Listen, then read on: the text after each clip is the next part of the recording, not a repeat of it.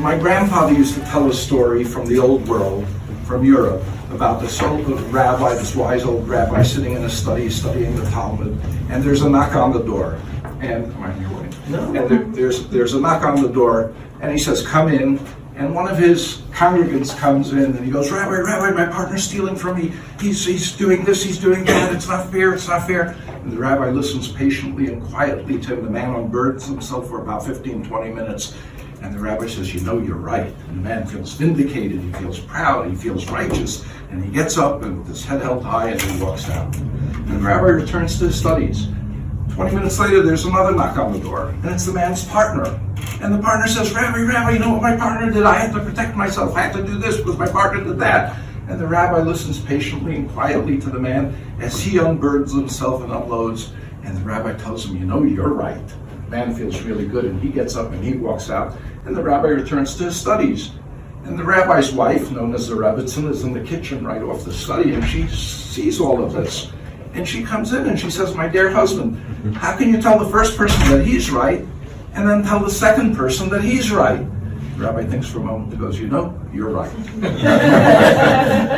So this is a reprisal of a talk I gave in Boston at the family law section, and I call it Divorce Without Destruction, Overcoming the Psychological Imperatives That Make Good People Fight Viciously. Why do people fight viciously? And I want to share with you a lesson I learned at a particularly troubling time in my life on October 20th, 1997. It was a beautiful day. The sun was shining, the birds were chirping. I lived in an upper middle class section neighborhood of Brooklyn, and life was perfect for the most part. I had two wonderful children. I was working at Morgan, Lewis & Bacchius, the 8th largest law firm in the country. I just finished a year clerking for Judge Edward R. Corman in the Eastern District of New York. The only problem was I was going through my own rather nasty divorce. Aww. And it didn't have to be that way. I looked at my wife and I told her, "Look, we got married under Jewish law. We lived our lives under Jewish law. Let's assemble a panel of 3 rabbis and let them determine the terms of the divorce and we'll get divorced." And she, of course, said to me, "I have nothing to say to you, talk to my lawyer." And the other piece to this was that my father-in-law was very rich. He had his name emblazoned on several institutional buildings in Borough Park and big Trump-like letters all over it. And he was a take-no-prisoners type of person. And so the games were on. And so October 20th, 1997, I had brought the children. I had the children for the first couple of days of Sukkot. I brought them home, I gave them breakfast, then my wife came home, she picked up the children, she left, I got my books, I put on my knapsack, I crossed the street, and as I crossed the street, a shot rang out. I felt as if somebody had taken a baseball bat, a big lug had taken a wooden baseball bat and slammed me across my leg just as hard as possible. And I screamed out. I sat down on a stoop, and one of my former classmates across the street, he was a member of the Jewish Volunteers Ambulance Service, and so he called in, gunshot wound, they came, they put me into the stretcher, the gurney, and the ambulance, and they're trying to stabilize my condition, and they're trying to get an IV needle into my vein. And they poke me 6, 7, 8 times, and they can't get the needle in, which was surprising, because I've given blood many times. I've never had this problem. People tell me I have big veins, I have beautiful veins, I have the best veins of anybody. And they couldn't get the veins. And so I later learned that the reason that happened is because our bodies are these fantastic survival organisms. When the body feels that it has been violated, that it's under attack, the polyvagal, I've got the friend, the psychologist, polyvagal nervous system, the amygdala, the subconscious system automatically goes into preservation mode. And it wants to protect the core, the heart, the lungs, the head. And so what it does is it draws the blood out from the extremities and has it circulate inside the core to protect the core, to protect the organism. And so as a result, my veins shrank to a fraction of what they would normally be, and of course they couldn't get this in. Now, as an aside, if you study lies and telling when people lie and that whole, and Dr. Paul Ekman, and there's a great book by 3 former CIA polygraph examiners called Spy the Lie, which is a fantastic study but I think it's Pamela Myers in her book Lie Spotting says, the reason people touch their face, touch their nose when they lie, why do they do it? We aren't taught in school that when you're going to tell a lie, be sure to scratch your ear. We don't know that. Why does that happen? She says that happens because of this reaction that we're talking about. When somebody lies, the adrenaline gets pumped in, the body subconsciously goes into this threat mode, and therefore, where does it draw the blood from? It draws the blood from the head, which is blood rich. And so a person telling a lie just feels naturally a tingling in the air. They don't know why it's there, and they just do the natural reaction, which is scratch their ear. And so really hard to prevent against, because if somebody protects themselves, then they look very stiff and they're giving off signals of lying. And then if they act naturally and they start to scratch, well, then that's an indicator of lying. So this is what happens automatically. This is part of the nervous system that makes it happen. This is what the body does. So why do I say all of that? Because the same thing that happens physically also happens intellectually and psychologically. So if we're walking around in the forest and there's a rustling in the bushes, the amygdala, the alarm gets triggered. A saber-toothed tiger, and the body goes into this preservation mode. And if you're going to run, it pumps extra blood into the legs so that you can run faster, jump higher. If you're going to be fighting, it pumps extra blood into the arms so that you can grab the tools and you can have that fighting, you can swing that axe further. This is a fantastic system. It has kept us alive for millennia. We have survived the evolution. This is great. But there are problems with the system. The system isn't perfect, particularly in our particular world.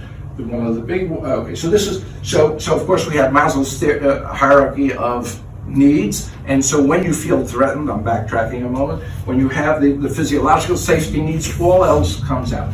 One of the problems with the system is that when you feel threatened, all of a sudden you forget about the berries you've been picking for 3 months. When you feel personally threatened, you can't worry about the exam that you have in 3 weeks. You can't worry about your career. You are focused on the immediate threat. What the body does, what the mind does, is it takes your focus and makes you extremely focused on the threat to the exclusion of everything that the body thinks, that the mind thinks isn't an immediate threat. And so when you have a lower level of Maslow's hierarchy is threatened, you can't worry about self-actualization. You can't worry about paying the mortgage. You can't worry about your career. And of course, this is why PTSD is so powerful, because people come back from a state of war. They still feel psychologically, emotionally, they still feel like they're in a state of fear and in a sense of panic. And so their bodies can't move on. Their psychology can't move on. So, as I started to say, the problem with this is a fantastic system, it works great, but sometimes it isn't appropriate for the circumstances. And that's because perception isn't always actual danger. Now, of course, Hollywood, the amusement parks, they've made a big business of this, trying to get you to feel afraid even though you're not afraid. And so you could be put in situations, a roller coaster, watching a scary movie, it gets your blood running. You're not really scared, but you feel scared. It triggers the subconscious preservation system. Okay. So what does that mean? All conflict is threatening. So when you might have to call a client for money, when you have to call a nasty opposing counsel, you might feel your palms get sweaty, you might feel your heart start to race a little bit, you know you're coming into an uncomfortable situation. That is threatening. That triggers these mechanisms, okay? And of course, divorce is even more threatening. We have some of the most fundamental fears of a person. So am I going to die alone? Will I ever find somebody else? What am I going to do for my finances? How do I protect my relationships with my loved ones? The feeling of anger, why couldn't my partner be the person I needed him or her to be? And so we have all of this fear, all of this rage. It triggers all of these systems.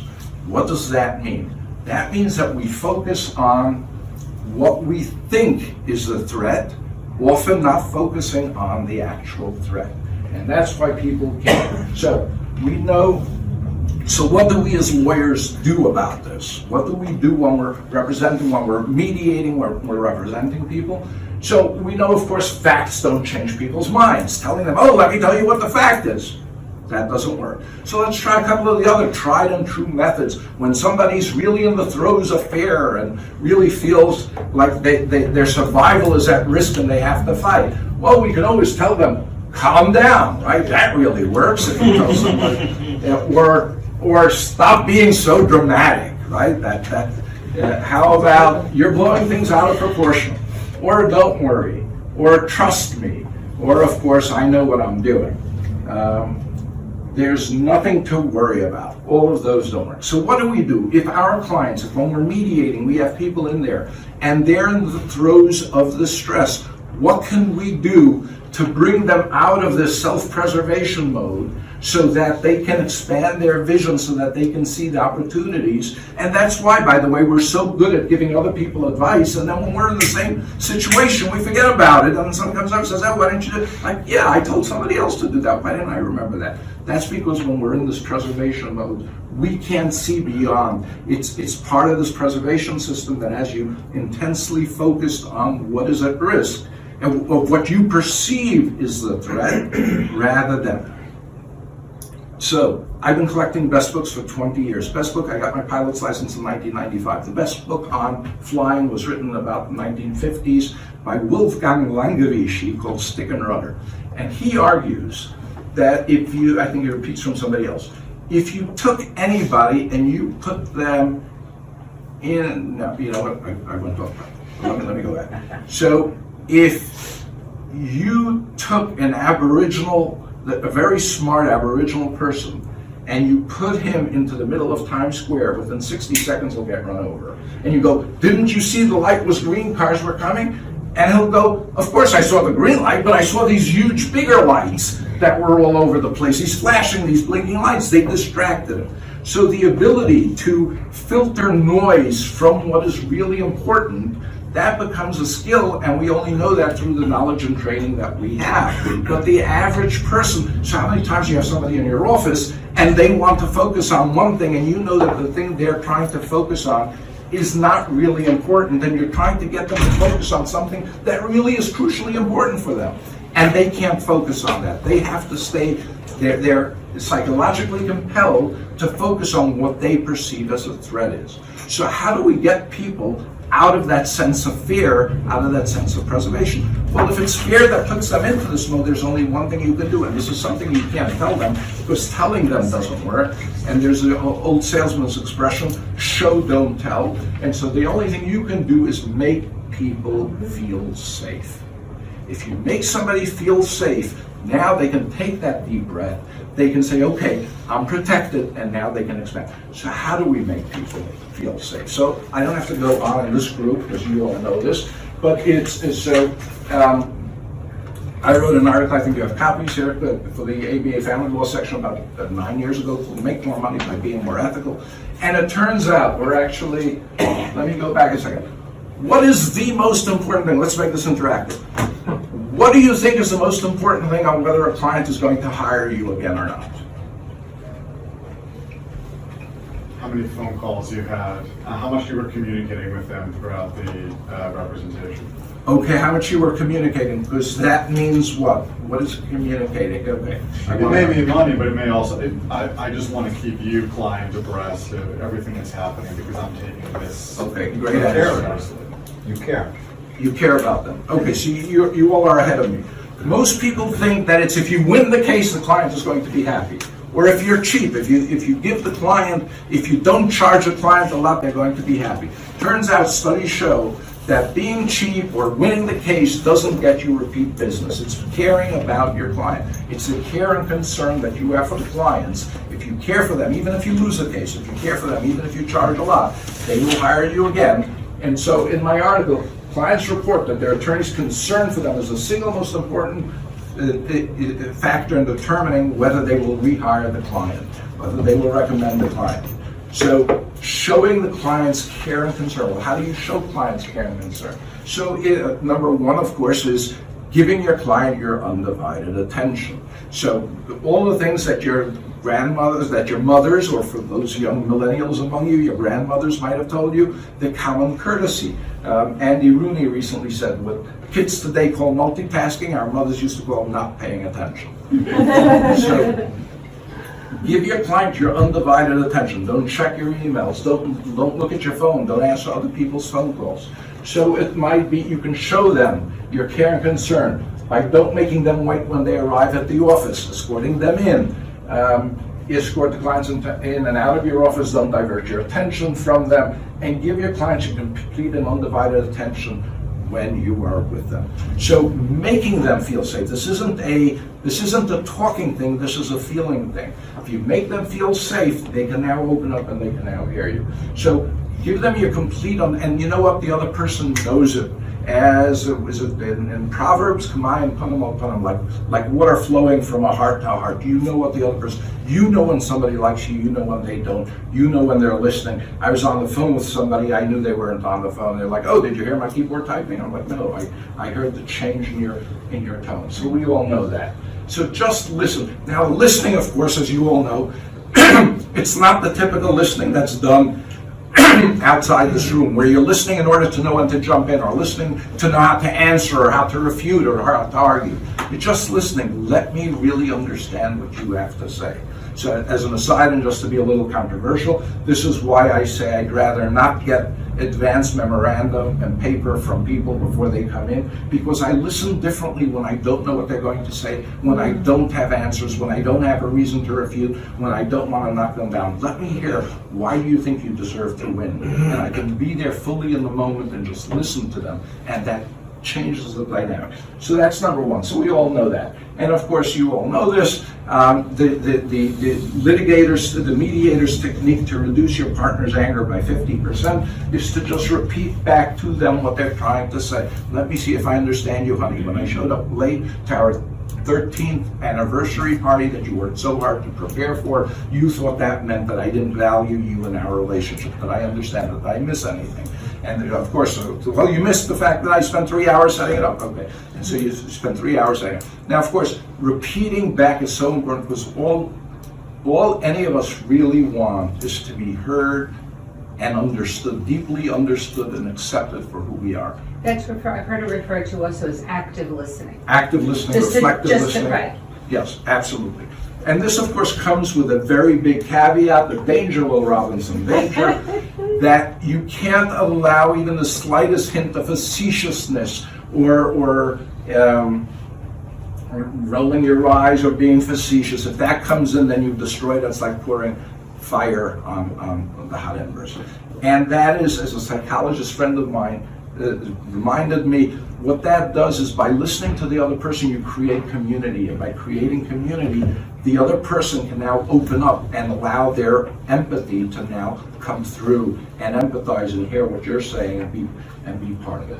So, I was recently struck by how powerful this was in a story reported by the New York Times of how an Austrian woman saved her life. This Austrian woman was cycling along a road. A car came up behind her, crashed into her. The driver ran out, threw a hood over her head, and bound her up, threw her and their bicycle into the car, took her off to a house that he had inherited from his grandmother, a secluded house in the forests of Bavaria or somewhere, and she knew she was going to die.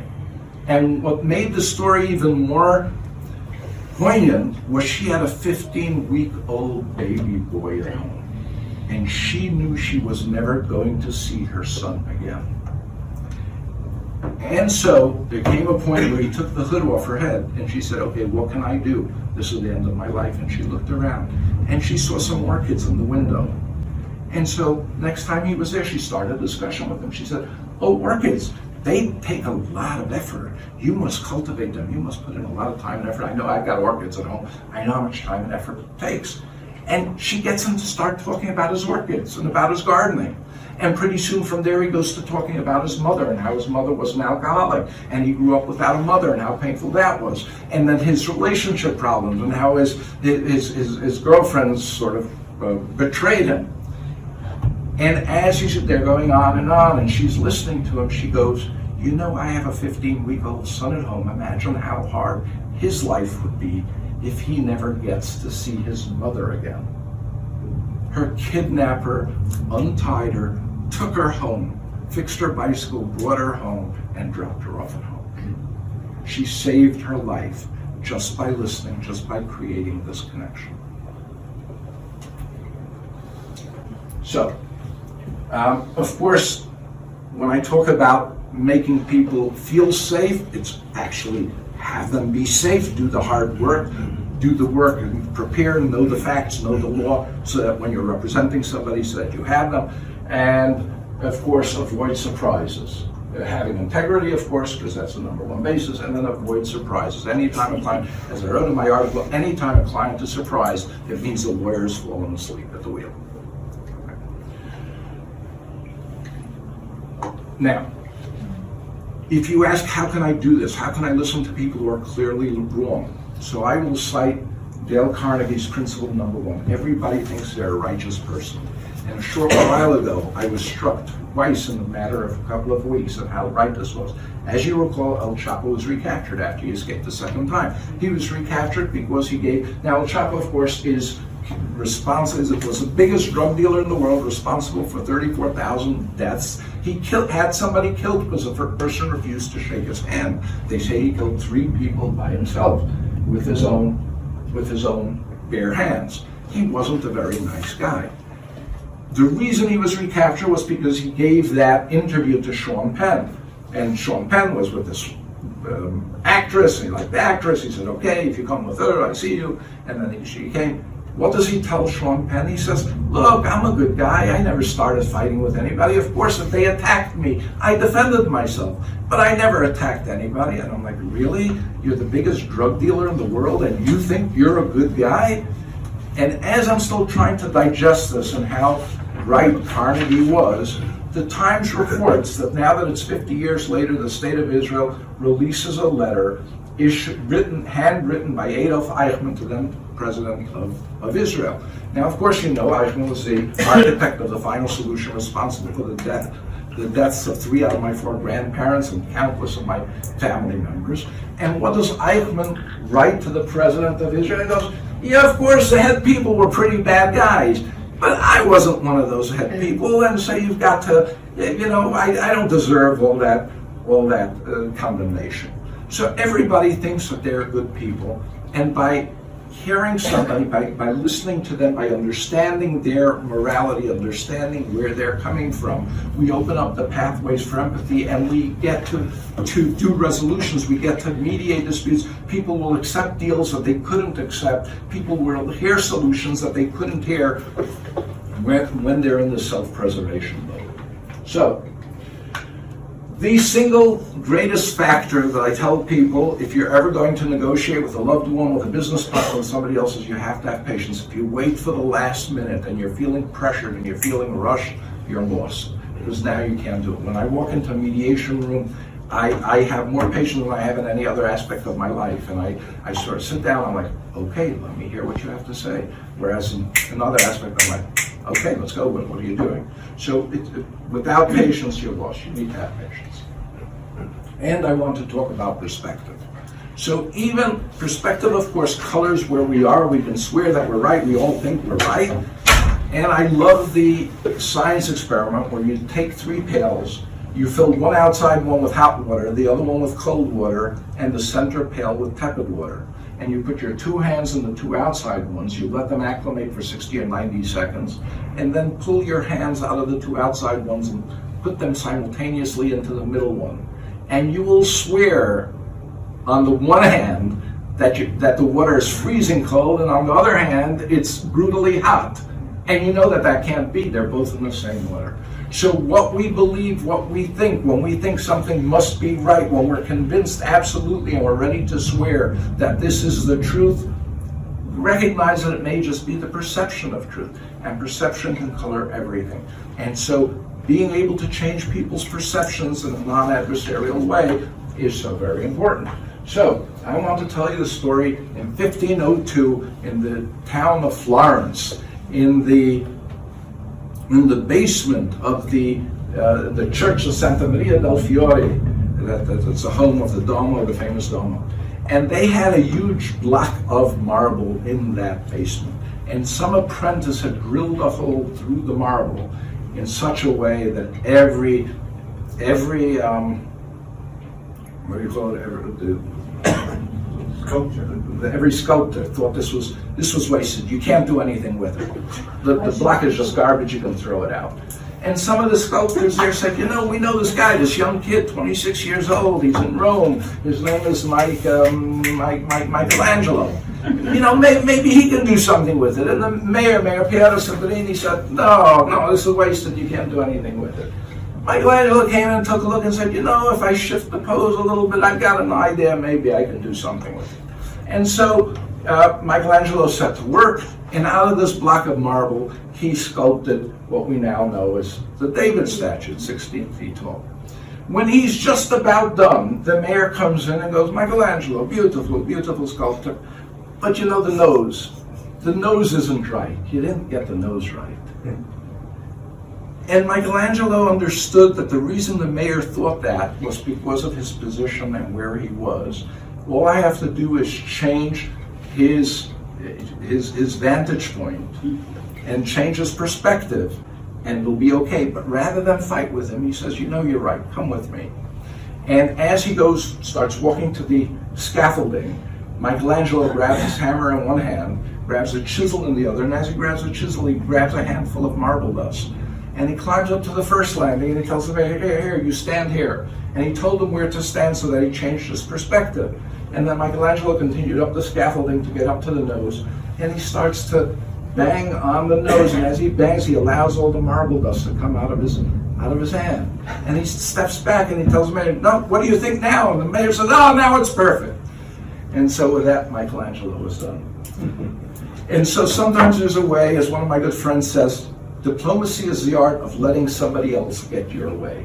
Being able to change their perspective. We can't do it by changing facts. We can do it by creating empathy and by changing. So people don't fight because they're nasty. People fight because they're scared. And so what we need to do in order to make people stop fighting, in order for even our clients to be able to see the resolution, is to make them feel safe. And allowing them to feel safe will do that. So if I still have a few minutes, I want to share with you the story of my killer eyebrows. Oh, you laugh now. Wait. A couple of years ago, this other lawyer sent a woman to me, and she comes to me on a consult. She's going through a divorce, and she says, the mediation is perpetuating my husband's abuse of me. And inside I go, that can't be. Mediation doesn't do that. What do you mean? And so I meet with her, I talk with her. At some point we have several conversations with the mediator. Her husband was a big muckety-muck. That's a technical language. And she was, shall we say, a simple woman with a simple career. And every time her husband made a suggestion, the mediator went, well, that sounds reasonable. Why aren't you agreeing to that? And so I came into the case. I sent the husband a letter saying, dear so-and-so, your wife has retained me. By the way, I'm a mediator, I'm a collaborative lawyer, I'm a litigator. You can select, I want you to know that we're not giving up on the mediation process. We're happy to continue mediation or collaborative, whatever choice, pick the choice of your pleasure and we'll meet you.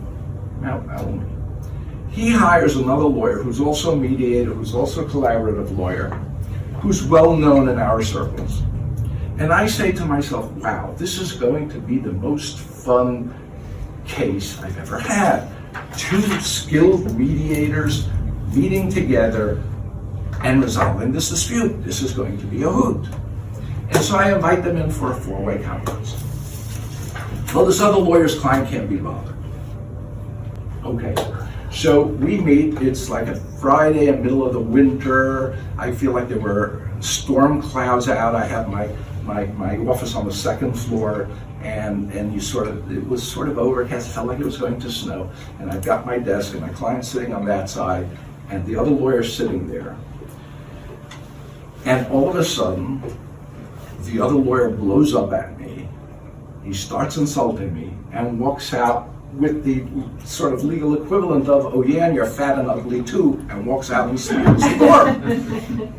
And I'm like, I look at my client and I'm like, what did I do to provoke that? Because I know the other lawyers are crazy. They must have had a reason for doing that. There must have been, I'm like, I had to have done something to provoke such a response. And she goes, no, I was sitting there the entire time. You didn't do anything. I'm like, I must have done something. She's like, no. And I'm like, thank God my client was in the room. I can't imagine calling a client and saying the other lawyer just stormed out, like, okay, Chaim, what did you do? Right? And more importantly, I have a job to do. I have this woman to represent. How do I get this back on track? And how do I resolve this case for her benefit? I can't worry about me and play this, oh, well, I'm upset and I'm offended and whatever. What do I do to bring this back? So I let it sit for a couple of days. And sometime in the middle of the next week, I call up opposing counsel and I sort of do everything I can to avoid the real big issue. Like, what a beautiful day we're having. Oh, are you going on any trips? Where are you going? What are you doing? How are your children doing? And I'm doing. And out of nowhere, he goes, Chaim, I really have to apologize. I'm really embarrassed of my behavior. And I'm like, oh, don't worry about it, it's okay. And I'm like, what can we, what are we doing? Where are we going? And he's like, you want to know what offended me? And I'm like, oh, God, please. And I'm like, I know I must have done something to offend you, but for the life of me, I can't imagine what I did. And so you'd be giving me a great gift if you shared with me what it was that I did to offend you so that I know. And he goes, remember about 15 minutes before I stormed out, where I had floated a proposal, which was something like his client gets $1 million and my client gets nothing. He says, remember when I floated that proposal? I'm like, yeah. Well, at that time, you lifted your eyebrow. And your client who was sitting next to me went, oh! He says, I was so upset about that. It burned inside of me, and it burned and it burned. And finally, I couldn't take it anymore, and it exploded. I had to get up and go out. Okay, thank you for sharing that with me. Now I know. So now, before I go into any negotiation, I have my eyebrows waxed. So fast forward a couple of months or years, and the city bar has this program called Contemplative Lawyers Group, the touchy-feely thing. And so we're all there, we did the program. And we're on this subway going home, the instructor, me, a couple of other students. And I say, oh, you want to hear the story of my killer eyebrows? And he goes, sure. And so I told him the story. And I get to the end and everybody laughs appropriately. And the instructor waits a beat or two. He goes, you know what the truth is? I'm like, what you talking about? He goes, you know what the truth is? I'm like, what do you mean? He goes, when you lifted your eyebrow, what were you thinking? And I'm like, are you out of your blasted mind? And he goes, so you're mocking the other lawyer for responding inappropriately. It turns out he responded completely appropriately to what you said. You just didn't know that you said it.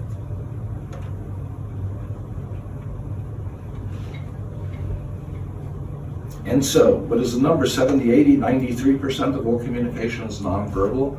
The other person knows what you're thinking, they know what you're feeling.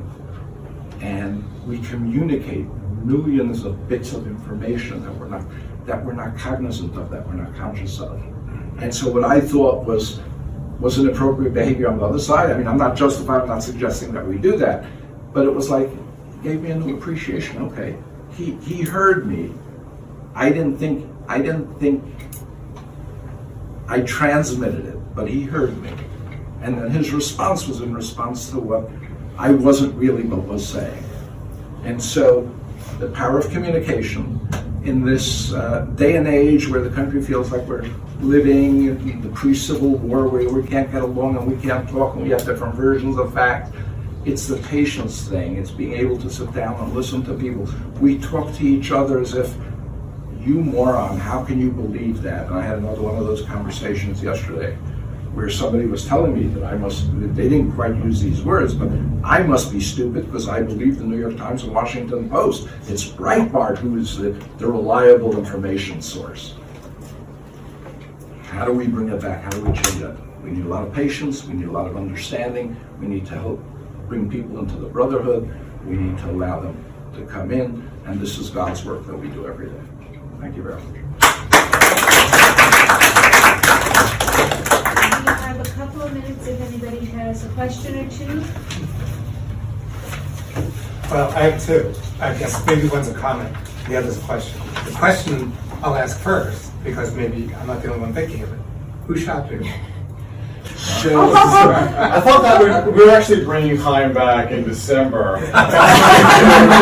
Like, part two of this, but we're gonna have to wait. the other big question I get is, did you survive? So the detective investigating, nobody was charged with that. The detective investigating was sure that my father-in-law was involved.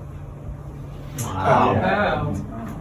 My second, a comment with a question, it has to do with the use of memos, which I don't ask for in divorce cases, but I always ask for in other cases, because I find it does help, well, for two reasons actually. I find it helps make me more cognizant and aware of what's going on, what people's positions are, and what the law is, from at least their perspective.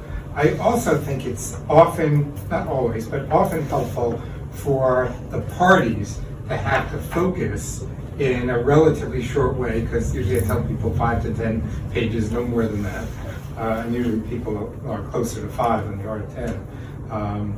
And to have them think through, meaning the attorney and the client, what their positions are, and to start thinking about what a resolution might be. Even though I know, I always tell people, don't expect people to give me a bottom line. I know to some extent they're giving me their version of things. They're not going to say, and we'll take 5,000 or 150 or $1 million, and they really mean it. I know they don't. But I think it's a good exercise for them to go through, in addition to useful for me. And I try to be pretty aware about going into things with an open mind. So, they've given me some information. I take it with a grain of salt.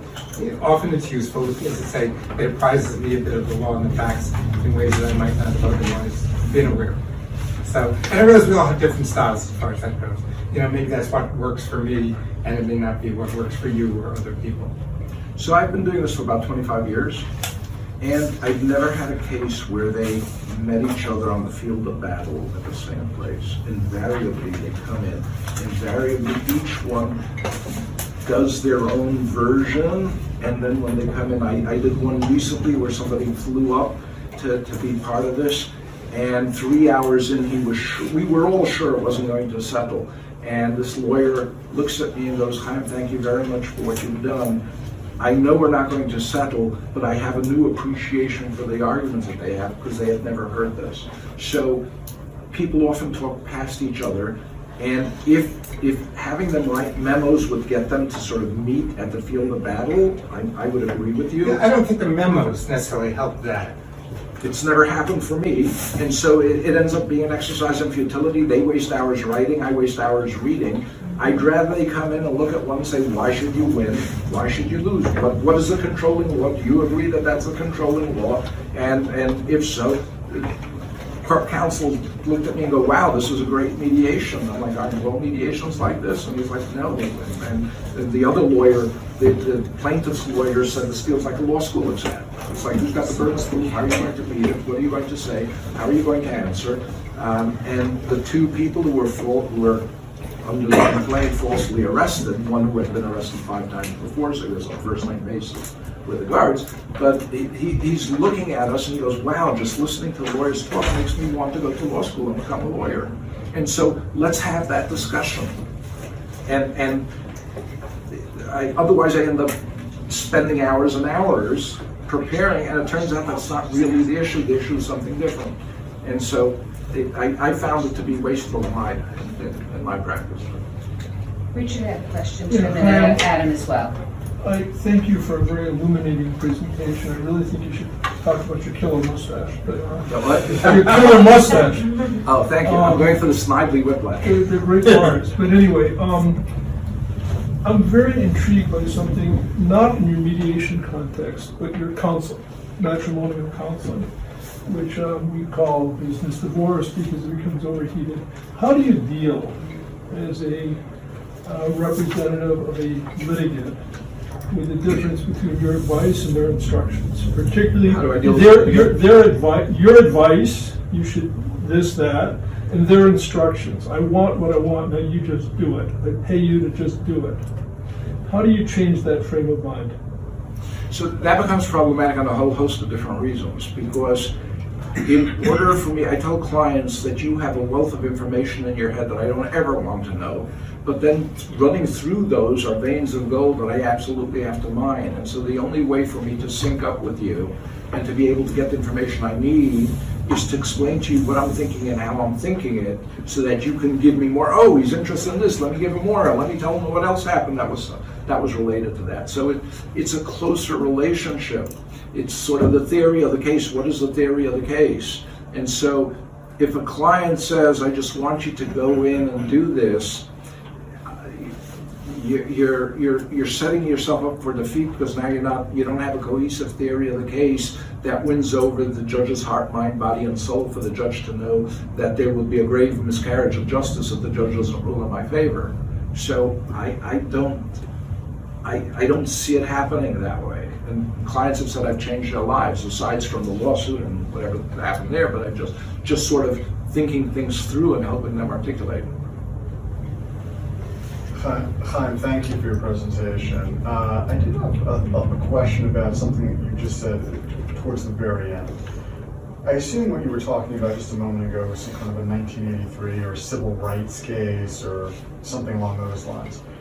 When you're talking, I don't know how much you're talking about, when you're talking about safety, when you're talking about making parties feel safe, and why people fight so viciously, when you're doing that kind of back and forth with them about burden of proof and all of that, are you doing that in joint session, or are you doing that in caucus? Because I'm thinking about this because I think all of us have heard various different ideas about joint session and caucus, and obviously matrimonial cases are, very different in many ways from 1983. But when I try and do a joint session in the same way, in let's say a 1983 case, in the same way that I would a matrimonial case, basically I find the parties just shut up.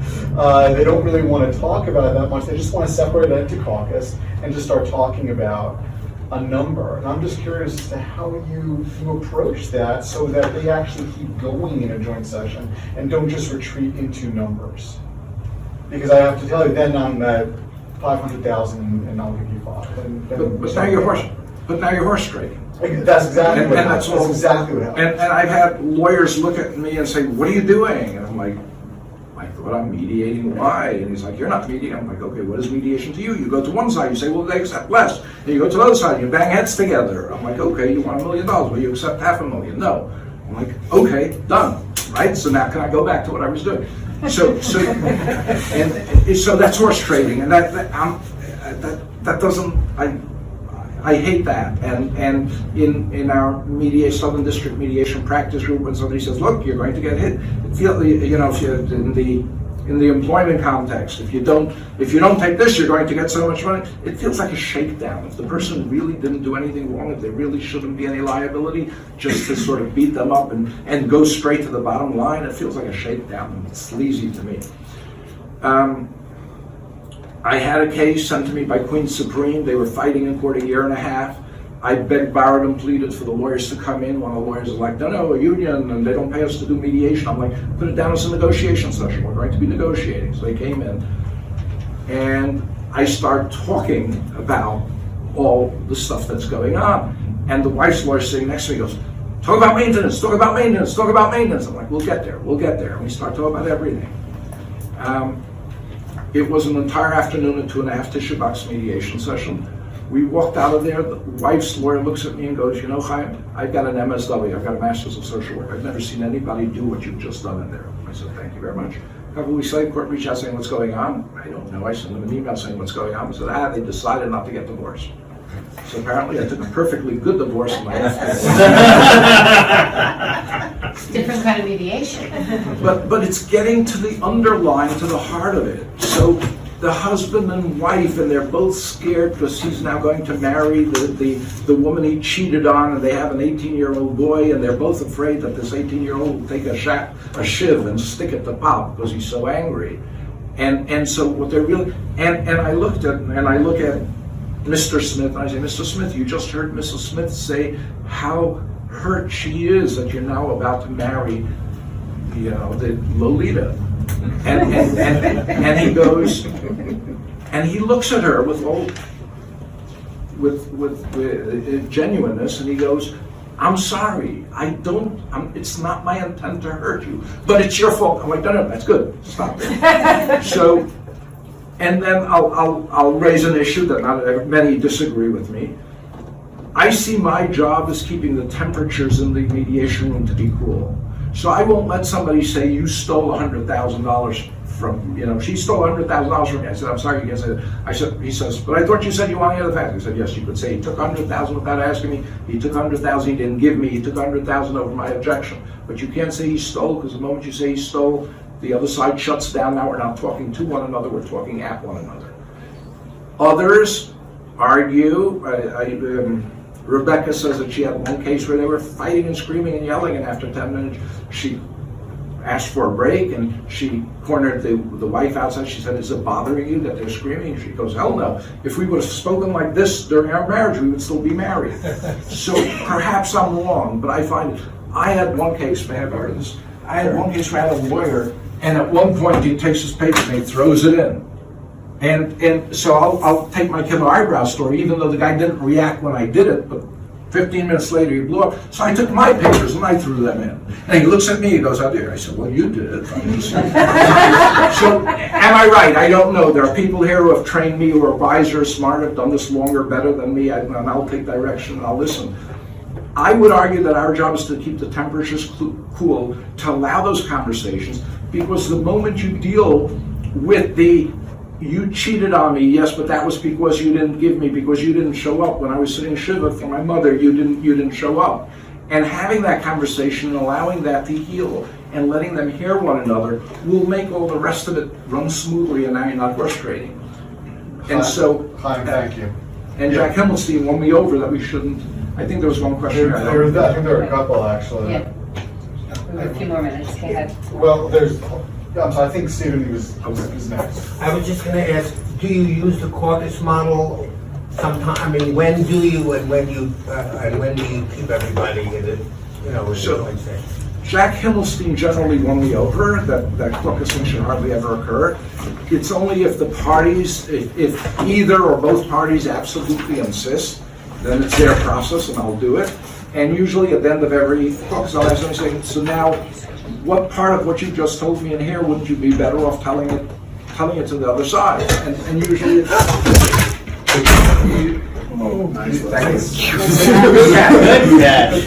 MVP.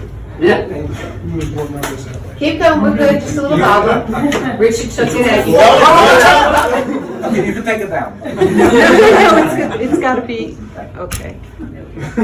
And so usually there was no point to it, but if the parties insist, or if the parties say, I want you, in that case I was telling you about, the party said, why don't you explore, I think the parties will get together again, why don't you explore that? And I said, it's problematic for me, because if it doesn't work, if it works out, then we hit a home run, but if it doesn't work out, there's nowhere for me to go, and I can't continue negotiating, because now we've changed the dynamic. But they both said, no, we want to see, let's see. And so, of course, we did. And then the party who until now said no said yes. The party until now said yes said no, and so it didn't. And it left us in sort of this, and we're not telling you which one didn't want, but everybody knows. And now how do you go back to negotiating the dollars and cents on what you're doing? So if they both ask for it, or if one is adamantly insistent on it, then yes. But it's not my preference. It really occurs. I want to go back to your eyebrows and the takeaways from it. The importance of and being cognizant of nonverbal communication is a great takeaway for both mediators and for advocates representing a client.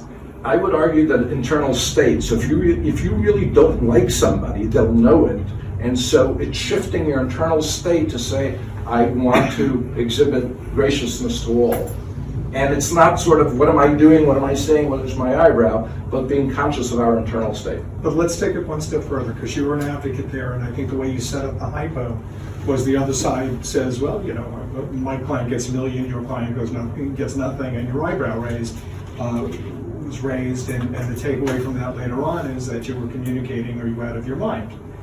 is it wrong for an advocate to communicate when he hears that kind of a proposal, either verbally or non-verbally, you're out of your mind? I don't know if I quite phrase it that way, but to basically communicate that, which is one question. And the other is, if you were not two lawyers trying to do a collaborative mediation, but if there was a third-party mediator, how would you suggest the third-party mediator react to that situation?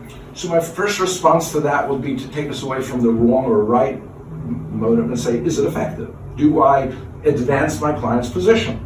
My client had a position and get the best deal and get the divorce done. Will I be more effective by doing it or not? And so generally, as I assume, the better way is to ask questions rather than to make declarative statements. Okay, so why do you think it would be fair for your client to get $1 million, my client to get nothing?